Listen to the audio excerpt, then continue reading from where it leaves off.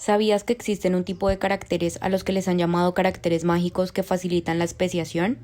La especiación es el proceso mediante el cual las poblaciones evolucionan en especies separadas debido a cambios evolutivos que pueden ser promovidos por la selección. Este proceso lo podemos ver en los árboles filogenéticos porque se observa la divergencia de las ramas, lo que representa cómo a partir de un ancestro se generan especies diferentes. Por ejemplo, la selección natural divergente, que ocurre entre dos entornos ecológicos diferentes, cada uno experimentado por diferentes poblaciones, puede dar lugar a cambios evolutivos y adaptativos que conlleven a la generación de nuevas especies. Se ha determinado que este proceso de especiación puede ocurrir entre poblaciones que se encuentran aisladas mediante una barrera geográfica con flujo de genes nulo y entre poblaciones que se encuentran conectadas por algún nivel de flujo génico. Pero, a pesar de esto, la especiación con flujo de genes continúa siendo muy controversial porque se considera teóricamente difícil. ¿Pero por qué?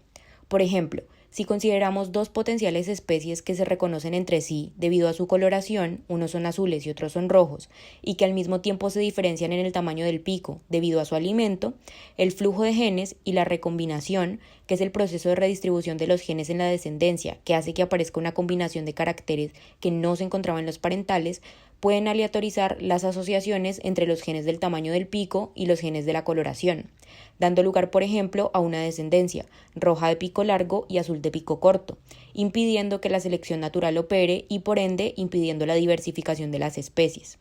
Sin embargo, ese antagonismo descrito entre la selección y la recombinación va a desaparecer si se consideran algunos caracteres a los que se han referido como caracteres mágicos. Pero entonces, ¿qué son los caracteres mágicos? Se pueden definir como caracteres sujetos a selección natural divergente de tipo ecológica, es decir, genes que dan lugar a rasgos fenotípicos que tienen una función particular de acuerdo con el entorno y que al mismo tiempo afectan el aislamiento reproductivo a través del apareamiento no aleatorio. Por ejemplo, si consideramos que la señal de apareamiento ya no es el color, sino que se relaciona también con el tamaño del pico. Actualmente se han encontrado diversos ejemplos de este tipo de caracteres en la naturaleza y uno de ellos es en las aves de la subfamilia Dendrocolaptinae.